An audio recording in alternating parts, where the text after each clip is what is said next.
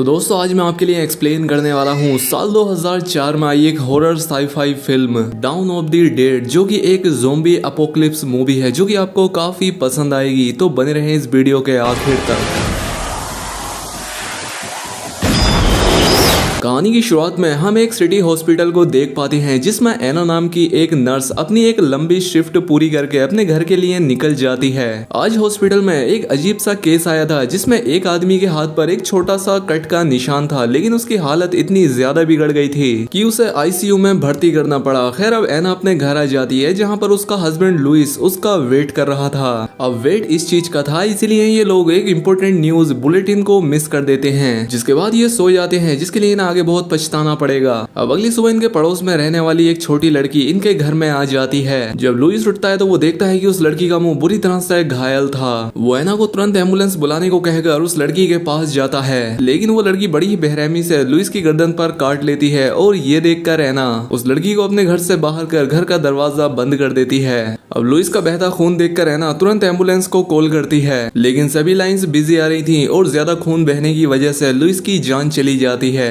लेकिन कुछ ही देर में लुइस भी उठ खड़ा होता है और एना पर हमला कर देता है, क्योंकि वो भी अब उस लड़की की तरह ज़ोंबी बन चुका था। एना लुइस से बचने के लिए बाथरूम में जाकर छिप जाती है। वो अपने कार की चाबी भी उठा लाती है, लेकिन लुइस बाथरूम का दरवाजा तोड़कर अंदर जाने की कोशिश करता है और एना वहाँ की विंडो से बाहर निकलकर अपने कार के पास आ जाती है। एना देखती है कि पूरे शहर में तबाही मची हुई है और एना का पड़ोसी अपने हाथ में गन लिए हुए था। उसे भी कुछ समझ नहीं आ रहा था। वो एना को गोली मारने की कोशिश करता है, लेकिन तभी एक एम्बुलेंस आकर उसे उड़ा देती है। अब एना भी अपनी कार में बैठकर यहाँ से जाने लगती है और रास्ते में उसे बहुत सारे लोग दिखते हैं जो कि अपनी अपनी जान बचाकर भाग रहे थे। इसी बीच एक आदमी एना से उसकी कार छीनने की कोशिश करता है, लेकिन एना उसे लात मारकर भाग निकलती है, लेकिन उसकी कार रोड से उतरकर एक पेड़ से जाकर टकरा जाती है और एना बेहोश हो जाती है। जब उसे होश आता है तो एक पुलिस वाला उस पर गन ताने हुए खड़ा था। ये जांचने के बाद कि एना ज़ोंबी नहीं है, ये दोनों यहाँ से निकल जाते हैं। इस पुलिस वाले का नाम केनेथ होता है। आगे चलने पर उन्हें 3 सर्वाइवर्स और मिलते हैं। माइकल जो कि एक सेल्समैन है,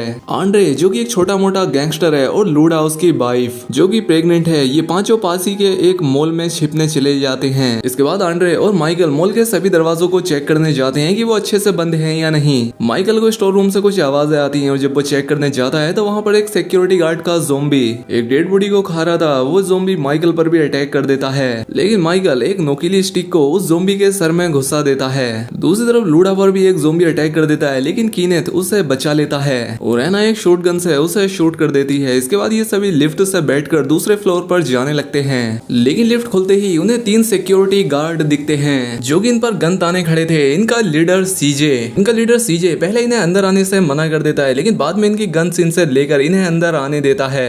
अंदर आकर ये न्यूज देखते हैं कि ये पूरी कंट्री में हो रहा है और ये ज़ोंबी पूरे शहर में फैल गए हैं। एक पुलिस वाला बताता है कि इन ज़ोंबी को मारने का एक ही तरीका है, इनके हेड को डिस्ट्रॉय करना या इन्हें जला देना। इन्हें यहाँ पर यह भी पता लगता है कि एक रेस्क्यू टीम शहर में फंसे लोगों को निकालकर शहर से बाहर एक शेल्टर में ले जा रही है और इसके बाद सारे न्यूज चैनल भी बंद हो जाते हैं। एक रिपोर्टर कहता है कि अब इंसानों को नर्क में भी जगह नहीं मिल रही, इसलिए गॉड ने इन मुर्दों को वापस अर्थ पर ही भेज दिया है इंसानों को सजा देने के लिए। इधर आंड्रे को पता लगता है कि उसकी वाइफ लूडा को ज़ोंबी ने काट लिया है, लेकिन ये बात ये किसी को भी नहीं बताते। खैर अब इसके बाद ये मॉल की छत पर SOS और हेल्प लिख देते हैं ताकि अगर कोई रेस्क्यू हेलीकॉप्टर यहाँ से गुजरे तो वो इन्हें बचा ले।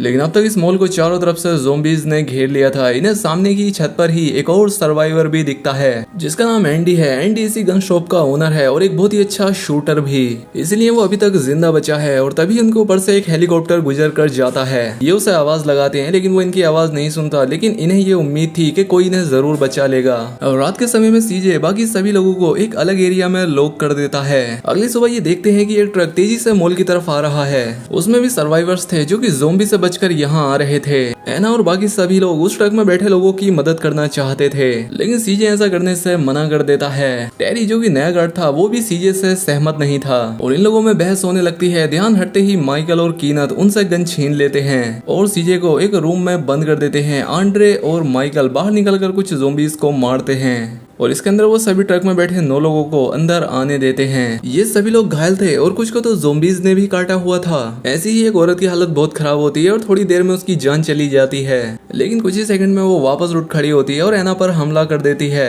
लेकिन एना उसके मुंह में एक रोड घुसाकर अपनी जान बचाती है और अब एना को समझ आ जाता है कि अगर किसी को कोई ज़ोंबी काट ले तो वो इंसान भी ज़ोंबी बन जाता है। एना ये सारी बात अपने साथियों को बताती है। ये सुनकर आंड्रे को अच्छा नहीं लगता क्योंकि उसकी वाइफ को भी एक ज़ोंबी ने काटा था, लेकिन अभी भी वो इस बारे में किसी को कुछ नहीं बताता और लूडा के पास चला जाता है। अब माइकल बोलता है कि उन सर्वाइवर में से फ्रैंक नाम के एक बंदे को भी ज़ोंबी ने काटा था और हमें तुरंत ही उसे मार देना चाहिए। अब ये सभी लोग फ्रैंक के पास जाते हैं। एना उसे सब कुछ बता देती है कि ये वायरस काटने से फैलता है और वो कभी भी ज़ोंबी बन सकता है। ये सुनकर फ्रैंक की बेटी निकोल बहुत रोती है, लेकिन फ्रैंक बहुत ही समझदार आदमी था। वो इन्हें समझाता है और कहता है कि तुम लोग मुझे मार दो। कीनेथ उसे एक अलग रूम में ले जाता है और उसके ज़ोंबी बनते ही उसे मार देता है। अब ऐसे ही दिन बीतते चले जाते हैं और सभी लोग आपस में घुल मिल जाते हैं। मॉल में इनकी जरूरत का सारा सामान था, इसीलिए इन्हें खाने पीने की कोई दिक्कत नहीं थी। कीनेथ की एंडी से अच्छी दोस्ती हो जाती है और टेरी और निकोल एक दूसरे से प्यार करने लगते हैं। वहीं एना और माइकल भी अब एक दूसरे को पसंद करने लगे थे।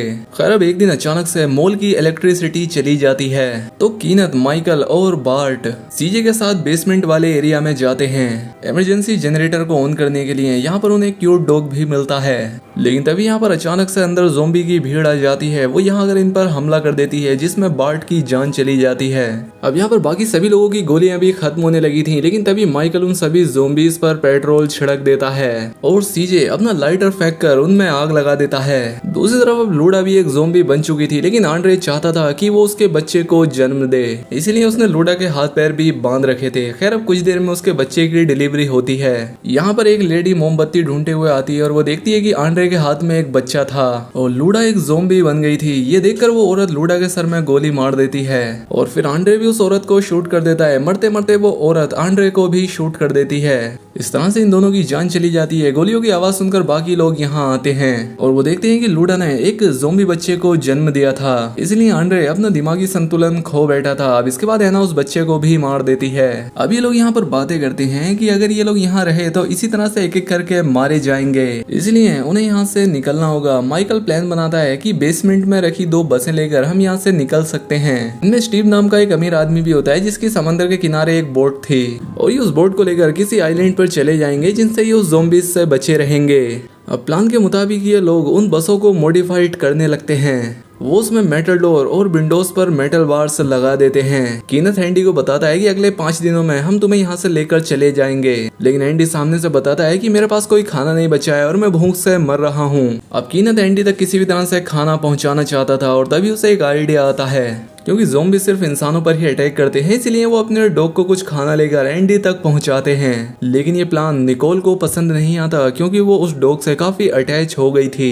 खैर अब वो डॉग खाना लेकर एंडी की बिल्डिंग तक पहुंच जाता है, लेकिन उसके पीछे पीछे ज़ोंबीज भी बिल्डिंग में चले जाते हैं। ये देखकर निकोल एक ट्रक लेकर उस शॉप तक जाती है अपने डॉग को बचाने के लिए। बाकी लोगों को वॉकी टॉकी से पता लगता है कि एंडी को भी ज़ोंबी ने काट लिया है। वो निकोल को भी वहां छिपने के लिए बोलते हैं, लेकिन उसका वॉकी टॉकी बंद हो जाता है। इसके बाद केनेथ, माइकल, सीजे और टकर गटर के रास्ते माइकल को बचाने के लिए जाते हैं। अब पहले ही उस शॉप में जाते हैं और वहां पर कीनेथ एंडी जो कि ज़ोंबी बन चुका था उसे मार देता है और निकोल भी उन्हें सही सलामत मिल जाती है। अब क्योंकि ये लोग एक गन शॉप में थे तो ये वहां से ढेर सारी बंदूकें और गोलियां अपने बैग्स में भर लेते हैं। अब वापस जाने के लिए सीजे एक प्रोपेन टैंक को शूट करता है जिससे एक वहां पर बहुत बड़ा एक्सप्लोजन होता है जिसमें बहुत सारे ज़ोंबी मारे जाते हैं और ये लोग वापस गटर में जाने लगते हैं। लेकिन गटर में उतरते वक्त टकर की टांगें टूट जाती हैं और इसी बीच उसे ज़ोंबी भी काट लेते हैं, इसलिए सीजे को उसके सर में गोली मारनी पड़ती है। लेकिन मॉल में अंदर आने के बाद ये लोग डोर लॉक नहीं कर पाते और इनके पीछे सारे के सारे ज़ोंबीज अंदर आने लगते हैं। अब कोई और रास्ता ना होने की वजह से ये उन 2 बसों में जाकर बैठ जाते हैं और आगे बढ़ने लगते हैं, लेकिन ज़ोंबी तादाद में इतने ज्यादा थे कि इनकी बस आगे ही नहीं बढ़ रही थी।